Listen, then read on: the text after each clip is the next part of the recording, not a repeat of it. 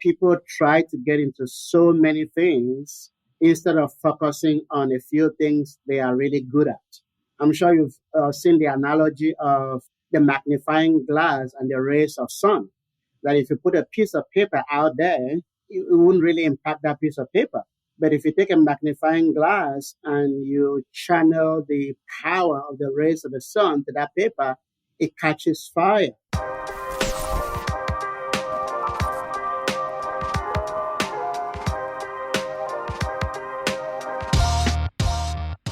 Welcome to the Construction Disruption Podcast, where we uncover the future of building and remodeling. I'm Seth Heckerman of Isaiah Industries, manufacturer of specialty metal roofing and other building materials, and today my co-host is Todd Miller. Our goal here at Construction Disruption is to provide timely and forward-looking information regarding the construction world. We have great conversations spanning innovations as well as trends and practices, building materials, labor market, and leadership. Today's guest is Benson Agbortogo, founder of Consistent Profit Tree, where he helps service companies grow consistent profits while working fewer hours. Benson, welcome to Construction Disruption. Thank you so much for joining us. Thank you so much. It's a pleasure being here. Thank you for having me. Absolutely. Looking forward to our time and conversation. So to start, I wanted to hear more about Consistent Profit Tree, the work that you do through your company and how you're helping your clients, and who are your clients that you're working with right now? Most of my clients right now, interestingly, which is, I believe, part of the reason why I'm on this show, are in the construction. Anything that has to do with housing. I have clients who drill foundations, foundation drilling, both commercial, residential. Some of them do utilities, the big pipes that, they connect out there. The stadiums that are built, those guys do the foundation. And of course, anything from roofing, plumbing, and then general service-based businesses, are the people I work with. And I came up with a Consistent Profit Tree because over the years, as I've worked with clients, I have noticed a trend of fluctuation, which is, people get profitable and then they don't generate any kind of profit. And then they get profitable, then they don't generate any kind of profit. So this roller coaster pattern is what I noticed. And of course, I realized that was part of human nature. These companies, they stopped doing the good things they were doing to generate profit once they got a profit. They became comfortable and they stopped doing the things they used to do. And then when they realize that they're in trouble, then they now say, oh, we used to do all of this marketing on a consistent basis. Let's get back to it. So we come in and we say, hey, if you want to leave, you cannot go on an oxygen vacation, even for a day. You have to be breathing on an ongoing basis. So if you really want to be a good farmer, you shouldn't miss a season of sowing. Because they don't realize that when you miss a season of sowing, it's going to take a longer period of time for you to catch up. So I had to bring that into their notion.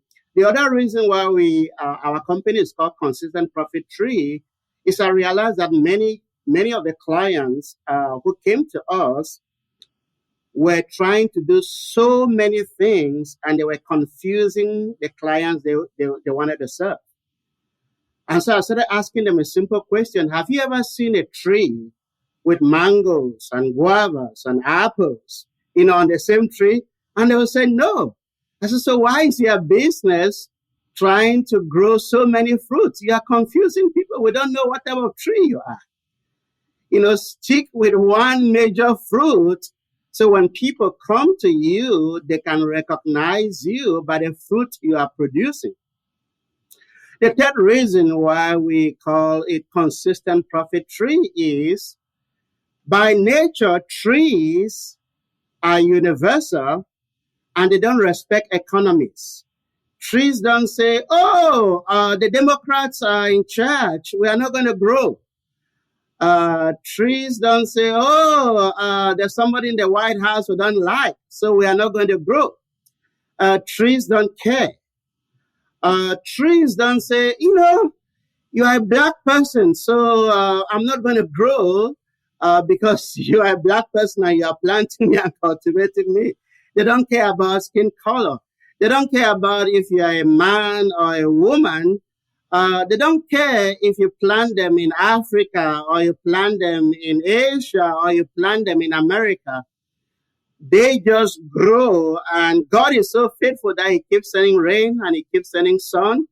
So long as we plant those seeds, the seeds will eventually grow and become trees, and those trees will eventually become, orchards.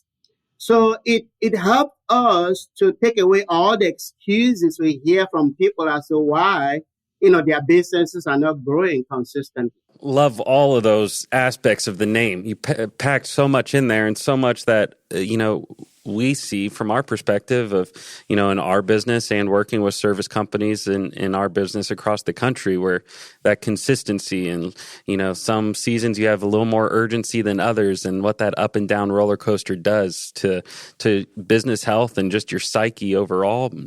But I love that fruit analogy on a single tree. I'm going to probably steal that if it's okay. I'll credit you with it, but it's a good one. I will be thinking about that the rest of the day.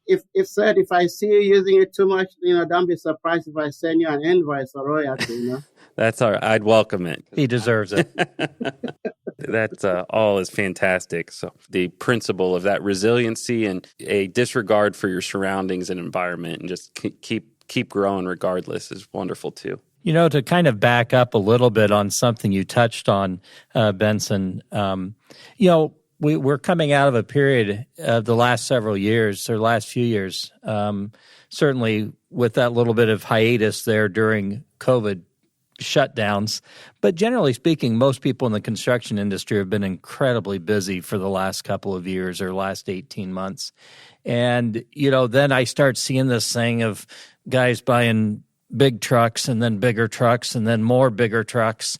And, I do worry a lot of times that folks haven't prepared for those times when things are going to slow down and they've taken on a huge amount of debt. Is that something you end up talking to your clients some about too, is watching those expenses?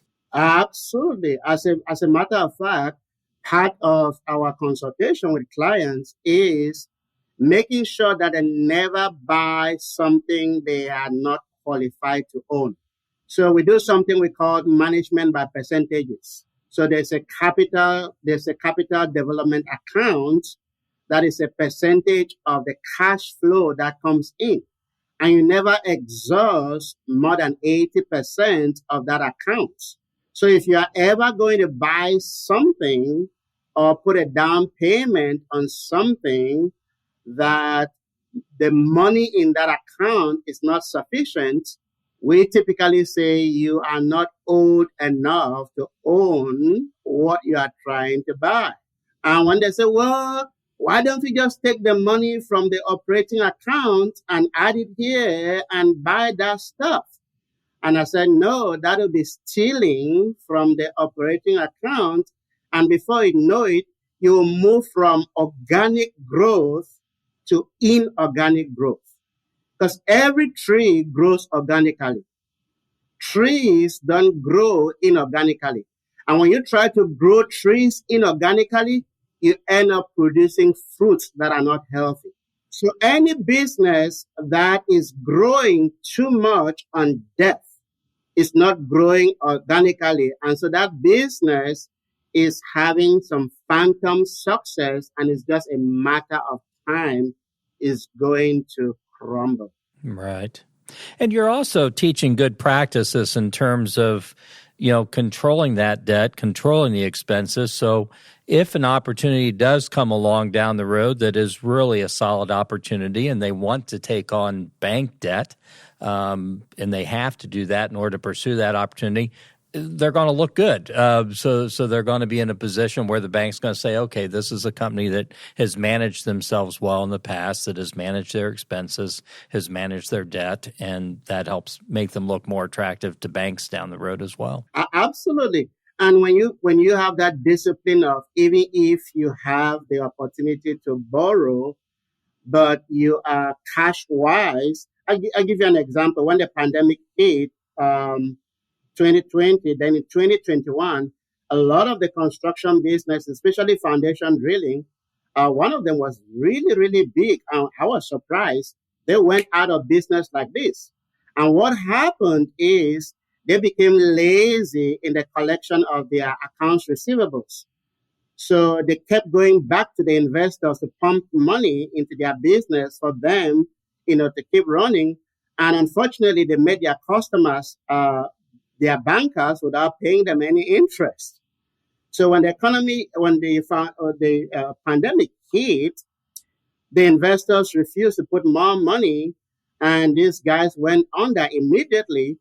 But one of our clients who had really built their reserve account was able to buy their assets so cheaply because he had that cash available. So that is part of the advantage of, running a responsible business. You don't just take advantage when it comes to financing, but you also take advantage in buying things cash at a very, very reasonable rate because you have that money ready, to expand accordingly. Absolutely. Good stuff. So would love to hear, Benson, more of your story up prior to starting Consistent Profit Tree, story of what your life has looked like and then led you to learning these key principles that you're then bringing to your clients. Absolutely. From my accent, you can tell, I'm not a typical American. So I was born and raised in Cameroon, which is in West Africa. And, I arrived at the age of about 13. I was really fortunate, to encounter God and, really give my life to Christ. So, I talk about my faith openly because I'm not ashamed of it. And I really became passionate to introduce other people to Christ. So I went door to door, talking to people because I really believed at that time that if people partnered with God, their problems would be solved. So I was passionate in leading people, to Christ. Right up to after high school, I decided to become a missionary pastor. So I went to a neighboring country, Nigeria, and, planted churches, and I got to a point where I had about 32 pastors under my leadership.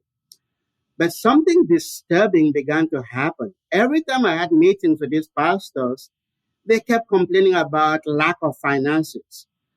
In the church I was pastoring at that time too, I saw people struggling financially. I was struggling myself at the time financially.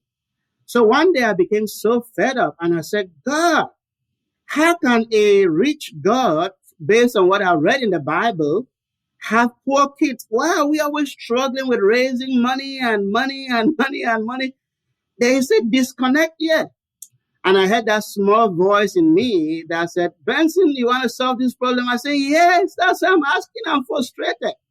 And that small voice said, if you want to solve this problem, you have to go back to school and study business. And immediately I said, get ye behind me, Satan, because in Africa, business is synonymous with corruption. If you want to do business in Africa, you are going to be involved in bribery, and corruption. And I was thinking to myself, what does a pastor have to do with corruption? So, but deep within me, I knew that small voice was the voice of God. So I said, no, God, if you really want me to go back to school and study business, I really want to go to the United States of America. And at that time, I didn't even have a bank account. So people were laughing at me. So I had a professor who had been a part of one of the churches I pastored. So I sent him an email. I said, I believe God is leading me to go back to school and study business. What are the good schools in the United States that can teach me business with a biblical foundation? So he sent me two colleges, the King's College and Naya College, both of them in New York. I look at the two applications and I say, you know what? I'm a king. I'm going to the King's College in Nyack, So I applied to the King's College. That was the only college I applied. And, fortunately, I was accepted. And then God just made a way, and I moved into the United States in 2003, went to the King's College, great school, glad to have had a good education.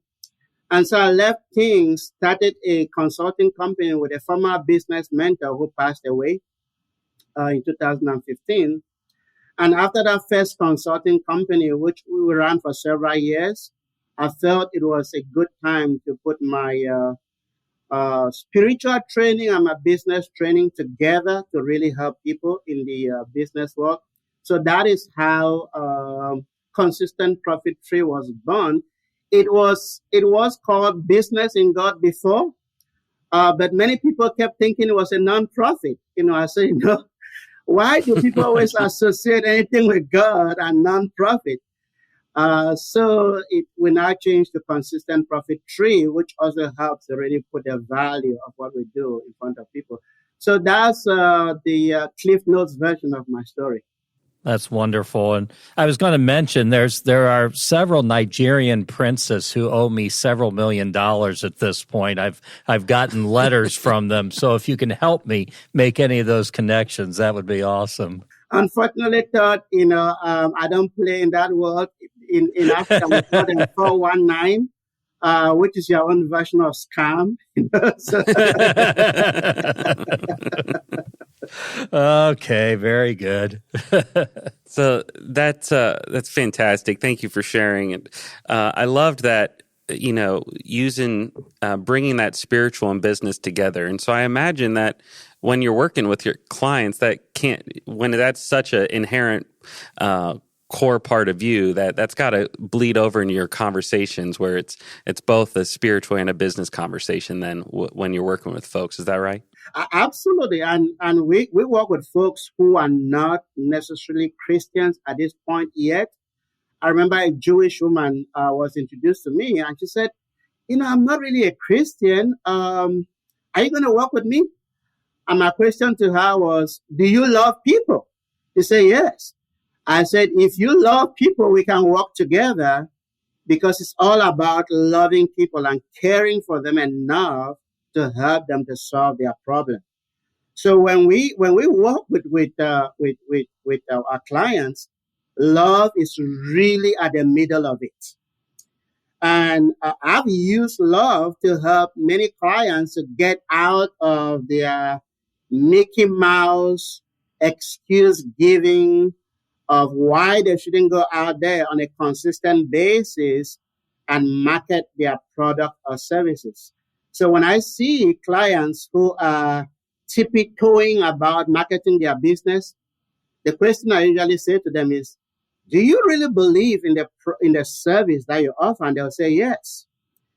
Then I say, if you believe in that service, you are a wicked person. And that usually gets their attention. Benson, why are you calling me wicked? I said, because you have a solution you believe in, and you have many people out there who are dying, who need your services, but you are not offering them the solution. You are like somebody who knows people who have cancer, and you have the cure, and you are not telling them about it. I say, if you are ashamed to tell people about your services, then you are wicked. You are not doing them a service. You are doing them a disservice by hiding your service from them. These people, they are going to have leaky roofs. They are going to have faulty foundations. Their plumbing is going to burst because you're going to allow some bad roofer to go serve them. And before you know it, in 1 year or 2 years, they are having a leaky roof after spending thousands of dollars. And you, who has good service, you are shy to talk about it. Why are you wicked? Get out there and save so many people from having bad roofs.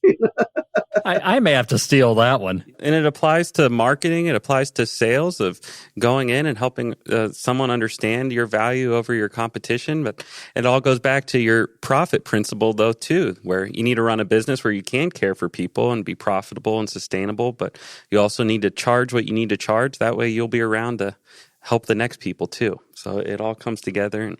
And when done with that best interest in heart, it's a beautiful thing. Absolutely. So when you're coming alongside with a client, beginning that relationship, I'm sure there's, you get into the weeds with them, you start making evaluations and understanding, their business, and also, if, the spiritual and personal life also is a part of that, helping them taking that holistic approach. But what does that process look like? What do you look for at first, or what do you first look at? What questions do you ask? How do you start those conversations? The first thing is really to know where they are going, because if you don't know where you're going, it's very difficult to design a roadmap, to get there. So revenue-wise, we want to know, where do you want to be revenue-wise, profit-wise in the next 12 months? What would that look like in the next 16 months, which is 5 years? Because we want to have both a short-term and a long-term perspective. Once we know what the destination looks like, then we come back to the departure. Okay, so what are things looking like right now? Because once you know the destination and the departure, it's easy to design a map to move to where you want to go. So we look at what is happening right now. Then it helps us to really establish a gap between where they are now and where they want to be. And that informs us to really look at, okay, what are the systems we need to design to help them to move methodically or consistently from where they are today to where they really want to be. And that includes the spiritual front, the personal front, and, the business. So the business, the personal and the spiritual, because I really believe that those three go hand in hand. Because if you have one and you are missing the other, then you end up making so much money, but you have a meaningless life. You have a frustrated life.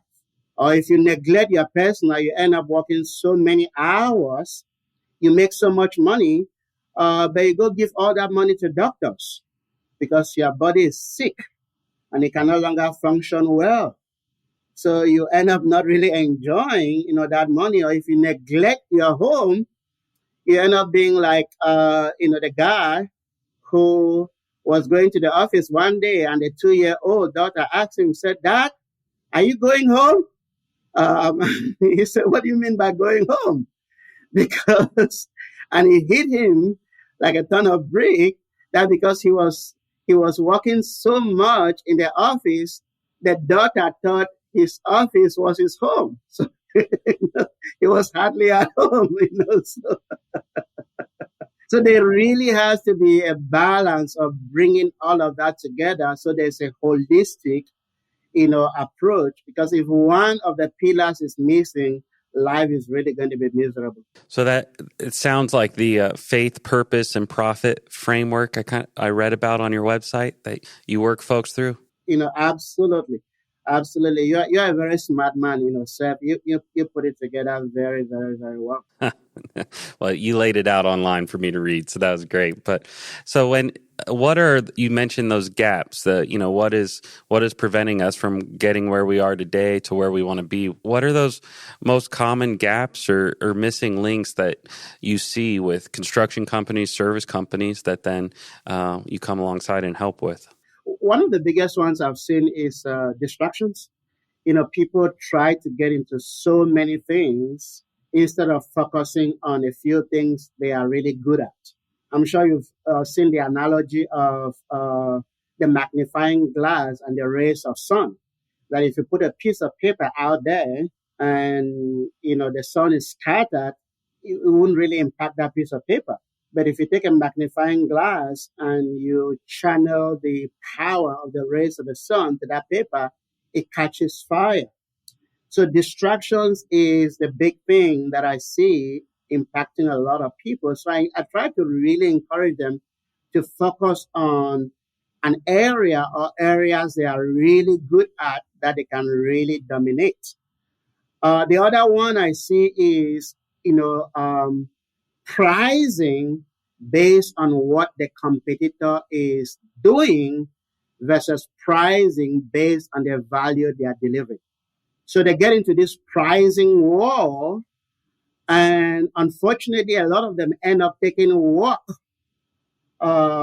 just because they want to keep their people busy or they want to keep their rigs busy. But when you look at the bottom line, it's really anemic. So at the end of the day, they are really squeezing themselves gradually to death. Because if you just do work and you price because you want to be the cheapest bidder, but you don't have any profit left at the end of the day, you're not going to be in business for so long. So at the end of the day, you are doing a disservice to yourself, you are doing a disservice to your clients, you are doing a disservice to your employees. So that is a very, very common mistake I see. And usually is the fastest area that I help, clients fix. Because once they change their pricing, just like that, their bottom line goes up. This is the time of year where we start hearing about those kind of jobs around here where, well, it was winter and I just needed to get a deal, or we're coming into spring and wanted to kickstart things. And all of us end up regretting those deals eventually, it seems like. And it seems like those deals even get worse than the low margin they started out with, unfortunately. So the profit karma comes and gets you eventually. Absolutely. And in addition to pricing, one of the things that we also do for clients to solve that problem of, we are coming to spring, I just needed to get that deal, is something that every service business I introduce them to this concept, the first reaction usually is, it doesn't work. And it's a concept of membership. So changing their business from a customer-centric model to a membership-centric model. So that model actually eliminates seasons, whether it's winter or spring or whatever. You have members, so you have ongoing cash flow. And when I introduce the concept, they will say, it doesn't work in our industry. It works with this business, it works with that business, but it doesn't. But I've not seen a single service business that I've not been able to help them to put a membership in place. And typically, finally, when we do, they will say, why didn't we do this all along? I said, because you didn't listen from day one. I have a business there in the foundation drilling. It took them 3 years for them to listen. And when they finally did and things changed in their business, like, Benson, why didn't we do these things? I said, because you refuse to listen to it from day one. You kept telling me it doesn't work. Instead of having an open mind to put it in place in the first place. So membership really eliminates that seasonality. It also really increases the value of the business. Because any business that has a membership, if they decide to sell, if in their industry, the typical valuation is, a multiple of 4, if they have a membership in place, they give themselves at least 1 or 2 more multiples just by having a membership in place. That's incredible to help work people through that process. I'm sorry, Seth. No, that's good. I had never thought about the added valuation aspect of that and working towards with that end in mind, which we so often see that a lot of companies struggle having what that exit strategy is going to look like, and that's maybe a key component there. So can you tell us a little bit more about the nuts and bolts on how you've seen that play out in some of your clients? So is it, for example, a monthly fee people can opt in for to be, part of an ongoing maintenance program or something like that? What have those models looked like? Yeah, you have the monthly model that works with some service businesses, but what I found typically working a lot more for the construction is the annual membership model. So people actually buy a membership for a year, and whatever you do with them, I'll give a quick example. Something I just did for a roofing business. So When I did that, he said, this doesn't work. And I said, let me lay it out for you. And I actually even volunteered to be his first member when I designed it for him. And so he came to my house.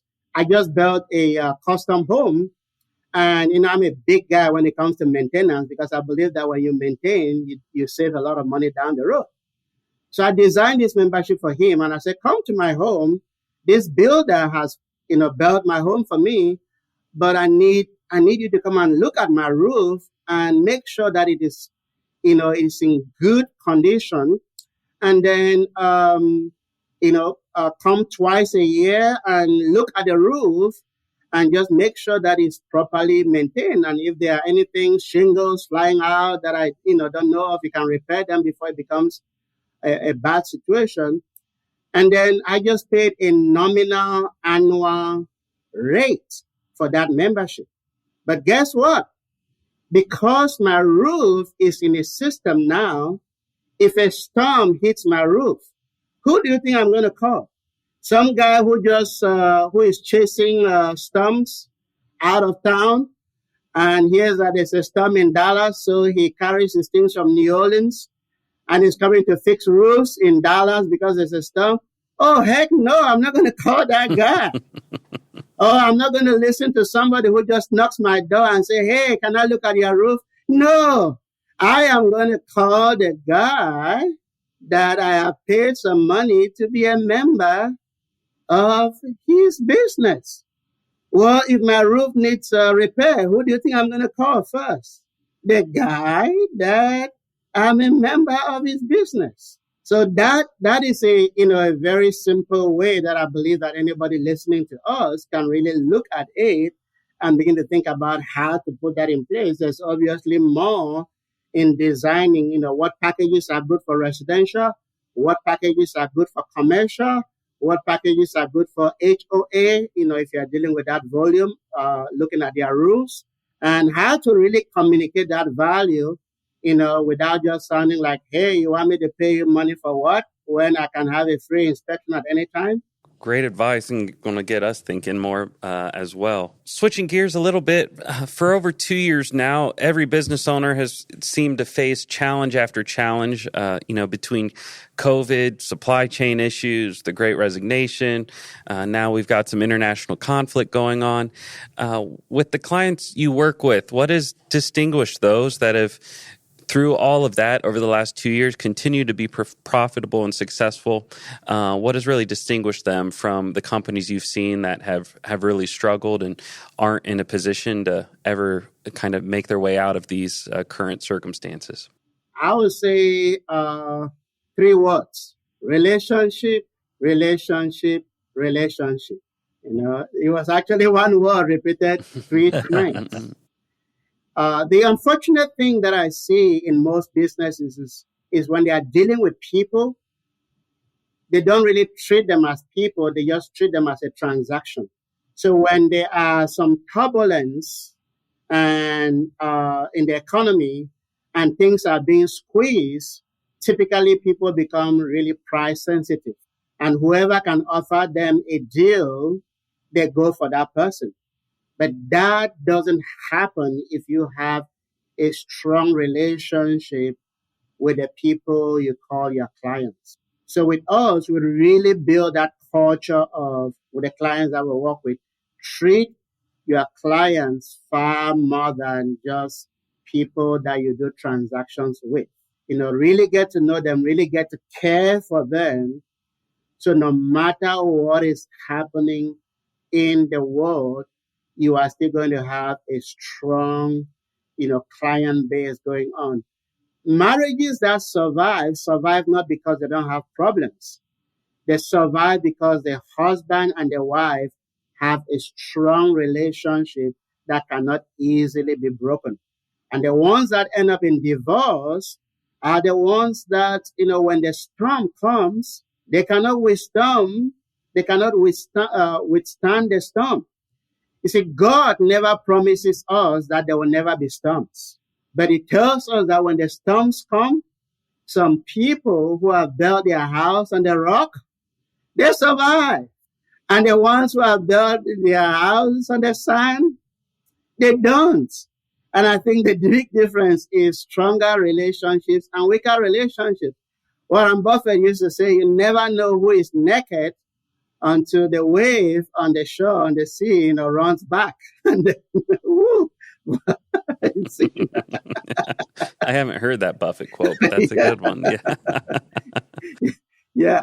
So I really believe that is a distinguishing aspect that, I've seen between businesses that are going irrespective of what is happening and the ones that crumble. Sure. Well, it makes so much sense that, providing that quality relationship with clients and that transcendent customer experience is going to just have recurring opportunities regardless of circumstances, and great relationships internally keeps people from wanting to leave. It's consistent in every aspect. Absolutely. Curious, with someone so, in the bunker with service industry and the construction industry, part of what we hope for here at Construction Disruption is trying to paint the picture of great opportunity for younger people, great opportunity for them in our great industry, what we think is a great industry. So wanted to get your thoughts on what would you tell a young person who is considering somewhere in construction, wherever it might be, to consider investing their career in this industry? I think there's a Chinese proverb that says that the best time to plant a tree was yesterday, and the second best time to plant that tree is today. So if anybody is considering getting into the construction industry, or they are into it, and they are wondering if they should leave or stay, I would say stay, because the reality is the population of the world is increasing, it's not shrinking. And as the population is increasing, people are not going to go and stay in the farm. They are going to stay in houses. So there is going to be a need for construction to keep being very relevant. It's really interesting that even during the COVID, the industry that really helped to hurt the economy was real estate, which really has to do with construction. And if you are in the DFW area, which is where I live, man, construction is going up. I look at the area where I used to live when I moved there, when I was there 10 years ago before I built a new house. It was like bare land. And now you have warehouses, houses, everywhere. So the construction industry is going to be growing. It's not going to be shrinking. So if anybody is considering getting into it, I would say get into it today if you are not already into it. And if you are into it, don't get out. If things are a little bit challenging, think about pivoting or looking at it from a slightly different angle that you haven't looked at. And you guys at Isaiah Industries, you do a very good job of not just providing, people quality material, but you provide, good mentorship. I was listening to your previous guest who was saying that, it's really difficult to move to that next level without a good coach. So I would say part of the reason why at times people are reluctant to get into an industry is because they don't even know where to start. But you guys, I consider you to be the legends of the construction industry. So I believe that you can save any young person a ton of time, energy, and money. Because in Africa, they used to say, what an old man can see sitting down, a young man cannot see even when they are standing up. So I'll encourage people to get in the industry, but not just to get in by themselves, but to seek mentorship from people and organizations like yours, because I really believe that it's going to save them a lot of time, energy, and money. Makes a lot of sense. I love that. And talking about planting the tree. Best time to plant tree was yesterday. Yeah. Second best is today.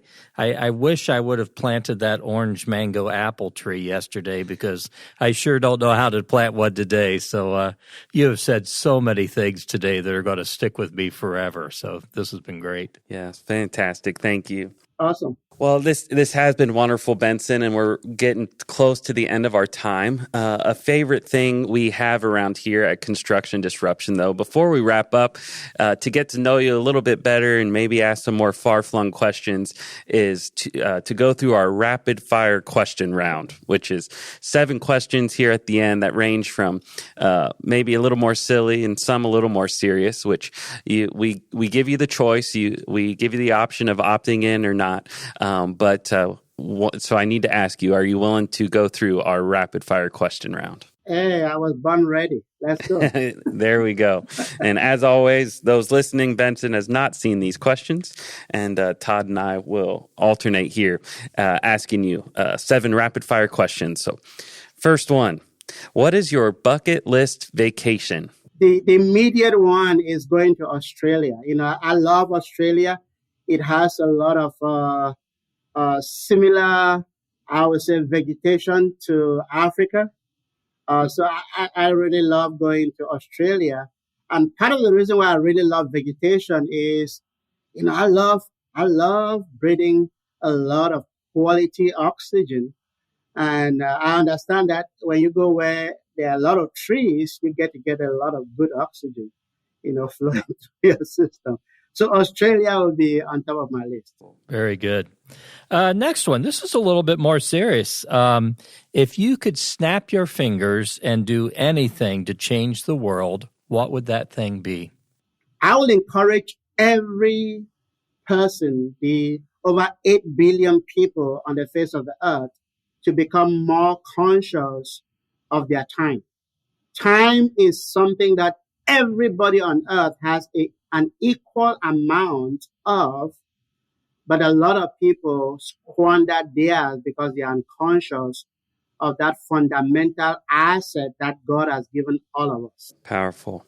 Very good. What is your favorite book or author? I'll be remiss if I don't say my favorite book is the Bible. It is actually my favorite book, but in terms of business, I would say I've read many, many books, and I read many, many each week. But if I were to zero it to one, I would say it's the greatest salesman in the world by Up Mandino. Good book. I have not read that one yet, but so I chuckled when you said I would be remiss because I thought you were going to mention your book. I was trying to set you up for a plug there, Benson. But it's okay. The Bible.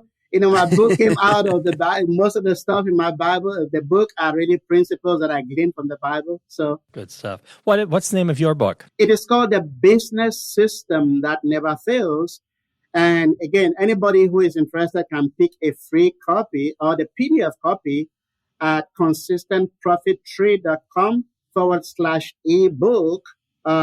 Anybody can go there and pick a PDF version of it, or you can pick a copy from Amazon. It's The Business System That Never Fails. Awesome. Okay, question number 4, I believe. What time of day are you the most productive? Time of the day that I'm most productive is at typically around 5 a.m. That's what most of our guests say. They're morning people. Love it. yeah, we only had one that said midnight, so Yes. that was the outlier. Do you play any musical instruments? With my mouth. You're a singer? There's a great passage in the Bible that says, make a joyful noise to the Lord. So I'm really good at making noise with my mouth. Not really musically inclined. My wife is, my daughter is. And I remember one day we're singing in the house, and my wife said, Benson, sing from your tummy. And I'm like, where am I singing from? He said, you're singing from your nose. I thought that was interesting. No, I don't play any, physical musical instrument. But make a joyful noise, and you're doing that all the time. Yes, I'm really good at that. Amen. What leader from history do you most admire? I really admire. Again, if you're talking of history, we go back to, Paul will obviously be one of the guys I really, really admire in history. And anybody who has read the greatest salesman in the world, Mandino was really talking about Paul. I'm giving away a lot of stuff here, at the end, of it. So I really admire Paul. But if we're to look at, recent history, I really admire Abraham Lincoln. And here's why. One of his sayings that has really stuck with me, and is also connected to a verse in the Bible, he said, "Give me 6 hours to chop down a tree. I'll spend 4 sharpening the saw." And the equivalent of that in the Bible is, when the axe is dull, more strength is needed to do the work. So many people spend so much time trying to do work with a dull axe instead of investing time to sharpen the axe so they can do the work easily without having blisters in their fingers. Powerful. Last question, number 7. What is the best advice you have ever received? The best advice I've ever received is to be consistently consistent. Consistent profit tree. Yeah, everybody is consistent, but many people are consistently inconsistent. It means they are consistently doing the things that are not helping them achieve their goal. And then the second group of people is people who are consistently consistent. So they are doing things consistently that are helping them to achieve their goals. So they are doing things that are consistent with the goals they want to achieve. So being consistently consistent is the best advice I've ever received. Fantastic. So, well, thank you again, Benson, for participating in Rapid Fire, but then also for this great conversation. Is there anything that we didn't get a chance to touch on so far today that you would like to share? I really want to really thank you, Seth. I know I'm getting to know you now. I chatted a little bit with Mr. Todd, via LinkedIn before this call. So, from the bottom of my heart, I really want to thank you people for hosting me today. And the last thing I want to leave the audience with is to really be thankful. I have seen Thanksgiving literally change the lives of people within a few minutes. I really believe that many people are sick.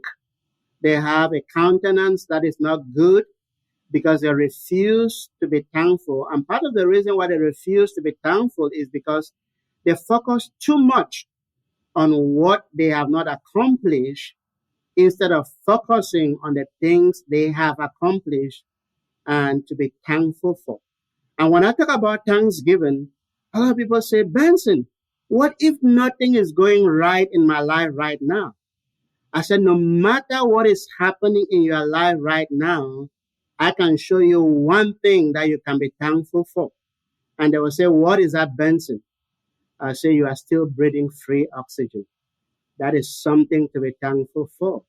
Because if you stop breathing, everything stops working. So if you are still breathing, you can be thankful.